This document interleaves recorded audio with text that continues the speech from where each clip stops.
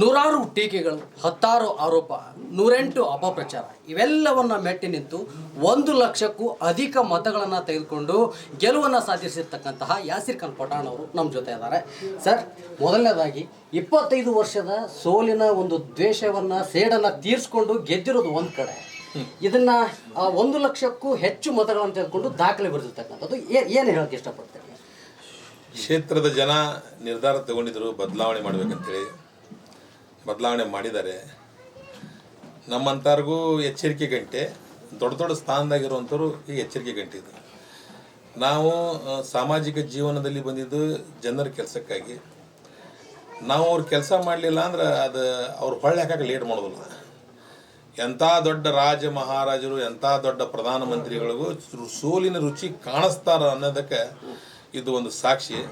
ಪ್ರಜಾಪ್ರಭುತ್ವದಲ್ಲಿ ಇದು ಪ್ರಜೆಗಳಿಗಾಗಿ, ಪ್ರಜೆಗಳಿಗೋಸ್ಕರ ಇದು ಇರುವಂಥ ಪ್ರಜಾಪ್ರಭುತ್ವ. ಇದು ಮಕ್ಕಳಿಗಾಗಿ, ಮನೆಗಾಗಿ, ಬಿಸ್ನೆಸ್ಗಾಗಿ ಇರುವಂಥದ್ದು ಅಲ್ಲ ಅನ್ನೋಂಥದ್ದು ಇದೊಂದು ಎಚ್ಚರಿಕೆ ಗಂಟೆ. ದುಡ್ಡಿನಿಂದ ಏನು ಬೇಕಾದ ಖರೀದಿ ಮಾಡ್ಬೋದು, ದುಡ್ಡಿನಿಂದ ಏನು ಬೇಕಾದ 2 ದಿನದಾಗ ಅವ್ರು ನಮ್ಮ ವಿರುದ್ಧ ಅಭ್ಯರ್ಥಿಗಳು ಹೇಳ್ತಾ ಇದ್ರು. ಕೊನೆ 2 ದಿನ ನಾವು ನಿಮ್ಮ ಸ್ಟೇಟ್ಮೆಂಟ್ ಹೇಳೋಣ. ಕೊನೆ 2 ದಿನದಾಗ ಕೊನೆ 2 ದಿನದಾಗ ಜನ 1,00,000 ದಾಟಿಸ್ಬಿಟ್ರು. ಆದರೆ ನನ್ನಂಥವ್ರಿಗೂ, ನನಗಿಂತ ದೊಡ್ಡ ಪ್ರಮಾಣದಾಗ ಯಾರು ಹೋಗ್ಯಾರಲ್ಲ ಅವ್ರಿಗೂ, ಈ ರಾಜ್ಯದಲ್ಲಿ 2 ಜನ ಮುಖ್ಯಮಂತ್ರಿಗಳ ಮಕ್ಕಳಿಗೆ ಹೀನಾಯವಾಗಿ ಸೋಲಿಸಿ ಪ್ರಜಾಪ್ರಭುತ್ವ ಏನು ಅನ್ನೋದು ತೋರಿಸಿದ್ದಾರೆ. ಇನ್ನು ನಮ್ಮ ಸಿ ಕ್ಯೂ ಯೋಗೇಶ್ವರ ಸಾಹೇಬ್ರು ಮಾಜಿ ಮಂತ್ರಿಗಳಿದ್ರು. ನಾನಂಕರು ಯಾರ್ರೀ, ಏನು ನನಗೆ ಇನ್ನೂ ನನ್ನ ಎಮ್ ಎಲ್ ಎ ಆಗ್ಯಾನ ಅಂತ ನನಗೆ ಇನ್ನೂ ನಂಬಕ್ಕಾಗೋಲ್ದು. ಅದಕ್ಕೆ ಒಂದು ತಿಂಗಳ ಬೇಕು ನನಗೆ. ನಾನು ಎಮ್ ಎಲ್ ಎ ಮಾತು ಹೇಳ್ತೀನಿ ನಿಮ್ಗೆ. ಅವ್ರು ಯಾರು, ನಾ ಯಾರು, ಅವ್ರದ್ದು ಹಿನ್ನೆಲೆ ಏನು, ನಂದು ಹಿನ್ನೆಲೆ ಏನು. ಬಟ್ ಜನ ಏನು ಬೇಕಾದ ಮಾಡ್ತಾರೆ, ಏನು ಬೇಕಾದ ಏನು ಅಧಿಕಾರದಿಂದ ಬೀಗ್ತಾರ, ನಮ್ಮಿಂದ ಪ್ರಜಾಪ್ರಭುತ್ವ ಪ್ರಜೆಗಳಿಂದ, ಪ್ರಜೆಗಳಿಗೋಸ್ಕರ, ಪ್ರಜೆಗಳಿಗಾಗಿ ಇದ್ರೆ ಪ್ರಜಾಪ್ರಭುತ್ವ ಅದು.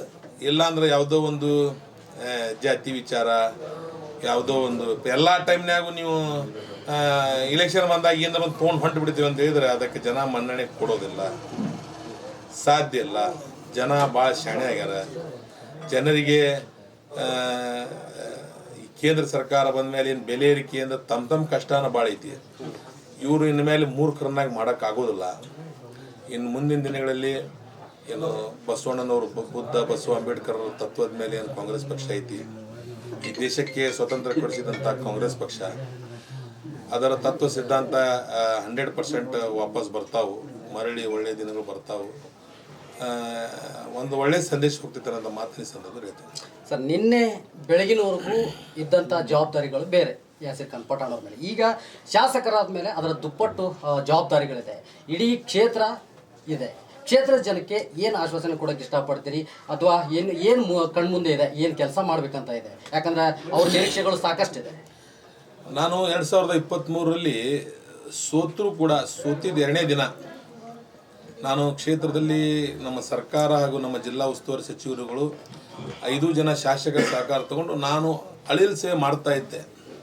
ಅಟ್ಲೀಸ್ಟ್ ಸಣ್ಣ ಪುಟ್ಟ ಕೆಲಸಗಳನ್ನು ಮಾಡ್ತಾ ಇದ್ದೆ. ಎಲ್ಲ ಜನರಿಗೇನು ಅವರು ಸಿಗೋದಿಲ್ಲ ಕೈಗೆ, ಇವ ಸಿಗ್ತಾನಲ್ಲಪ್ಪ, ಅವ್ರು ದೊಡ್ಡವ್ರು, ಅವ್ರು ಹಿಡಿಯೋದು ಕಷ್ಟ, ಇವನಿಗೆ ಎಳೆದು ಕುಂದಿರ್ಸ್ಬೋದಲ್ಲಪ್ಪ ಅನ್ನೋಂಥದ್ದು ಒಂದು ಹುಡ್ಸಿದ್ದೆ. ನಾನು ರೀಚ್ ಆಗ್ತೇನೆ, ನಾಟ್ ರೀಚೇಬಲ್ ಅಲ್ಲ, ರೀಚೇಬಲ್ ಅನ್ನೋದು ತೋರಿಸಿದ್ದೆ. ಅದನ್ನು ಒಂದು ಸ್ವಲ್ಪ ಮಟ್ಟಿಗೆ ತಿಳ್ಕೊಂಡ್ರು. ಅದೇನು 1.5 ವರ್ಷ ಕ್ಷೇತ್ರ ಪ್ರದಕ್ಷಿಣೆ ಹಾಕಿದ್ವಲ್ಲ, 132 ಹಳ್ಳಿಗಳು, 241 ಬೂತ್ಸು, ಅದು 1 ವರ್ಷದಾಗ ನನಗೆ ಒಂದು ತೃಪ್ತಿ ತಂದಿದ್ದನು MP ಎಲೆಕ್ಷನ್ನಾಗ ಸ್ವಲ್ಪ ಲೀಡ್ ಆದ್ವಿ ನಾವು. ಸೊ 1,00,000 ಆಗಲಿಲ್ಲ. ಆವಾಗ ಈಗ ಆಫ್ ತೊಗೊಂಡಿದ್ರೆ ಅವಾಗ ನ್ಯಾಯ ಹಿಡಿದ್ರೆ, ಇದು ಬಿಟ್ಟರೆ ಬೇರೆ ಮಸಾಲೆ ಇರಂಗೆ ಹಿಡಿಯೋದು, ತಿರ್ಗಾವ್ರಿಗೆ ಯಾವ್ದಾರು ಅಂತಂದು ಅಂಟಿಸ್ಬಿಡ್ತಾರೆ. ಅದು ಜನರಿಗೆ ಗೊತ್ತಾಗೈತಿ.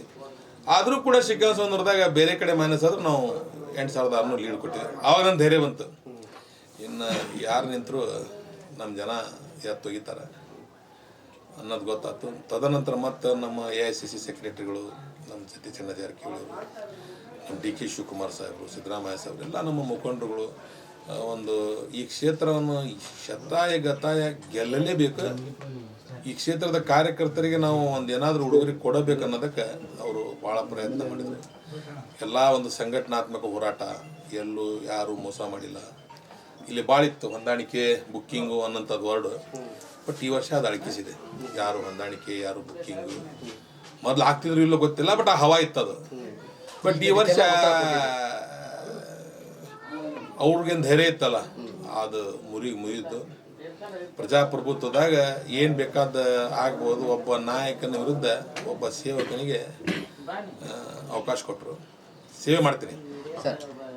ರಾಜ್ಯ ನಾಯಕರು ಆಗಿರ್ಬೋದು ಅಥವಾ ಈಗ ಮುಖ್ಯಮಂತ್ರಿಗಳು ಏನು ಹೇಳಿದ್ರು, ಈ ಗೆಲುವನ್ನು ಯಾವ ರೀತಿ ತಗೊಂಡ್ರು?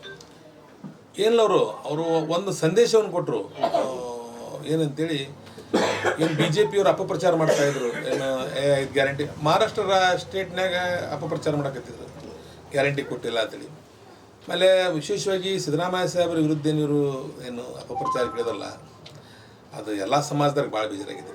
ಸರ್ವ ಜನಾಂಗದ ನಾಯಕರು ನಮ್ಮ ಸಿದ್ದರಾಮಯ್ಯ ಸಾಹೇಬರು, ಸರ್ವ ಜನಾಂಗದ ನಾಯಕರು ನಮ್ಮ DK ಶಿವಕುಮಾರ್ ಸಾಹೇಬರು. ಇವ್ರ ಬಗ್ಗೆ ಏನು ಇವರು ಅಪಪ್ರಚಾರ ಮಾಡಕತ್ರಲ್ಲ, ಅದು ಜನರಿಗೆ ಸಿಟ್ಟು ಬಂದಿರೋದು. ಅದು 100% ಈ ಮೂರೂ ಕ್ಷೇತ್ರಗಳಲ್ಲಿ ಕಾಂಗ್ರೆಸ್ ಗೆಲುವು ಮುಖಾಂತರ ಗ್ಯಾರಂಟಿ ಸರ್ಕಾರಕ್ಕೆ 100ಕ್ಕೆ 100 ಮಾರ್ಕ್ಸ್ ಕೊಟ್ಟಿದೆ. 99 ಕೊಟ್ಟಿಲ್ಲ, ಮತ್ತು 100ಕ್ಕೆ 100 ಕೊಟ್ಟಿದೆ. 100% ಕೊಟ್ಟು ನಮ್ಮ ನಾಯಕರುಗಳು ಏನು ಹೋರಾಟ ಮಾಡಕತ್ತಿದ್ರಲ್ಲ, ಅವ್ರಿಗೆ ಶಕ್ತಿ ತುಂಬುವಂಥ ಕೆಲಸ ಮಾಡಿದ್ದಾರೆ. Thank you sir. Thank you. ಇದಿಷ್ಟು ಯಾಸಿರ್ ಖಾನ್ ಪಠಾಣ್ ಅವ್ರ ಮಾತು. ಅಂದರೆ ಈ ಹಿಂದೆನೂ ಕೂಡ ಯಾವ ರೀತಿ ಜನ ಸಂಪರ್ಕದಲ್ಲೇ ಇದ್ನು, ಅದೇ ರೀತಿ ಈಗ ಆರಿಸಿ ಬಂದು ಜನರ ಆಶೀರ್ವಾದ ಪಡೆದಿದ್ದೀನಿ. ಮುಂದಿನ ದಿನಗಳಲ್ಲಿ ಜನರ ಜೊತೆಗೆ ಖಂಡಿತವಾಗಿ ಇರ್ತೇನೆ ಅನ್ನೋ ಒಂದು ಮಾತನ್ನು ಹೇಳ್ತಕ್ಕಂಥದ್ದು. ಕ್ಯಾಮ್ರಾ ಪರ್ಸನ್ ಮಲ್ಲೇಶ್ ಕಬ್ಬೂರ್ ಜೊತೆ ಕಿರಣ್ ಬಳ್ಳಾರಮಠ್, ಶ್ರೀ ಕರ್ನಾಟಕ, ಹಾವೇರಿ.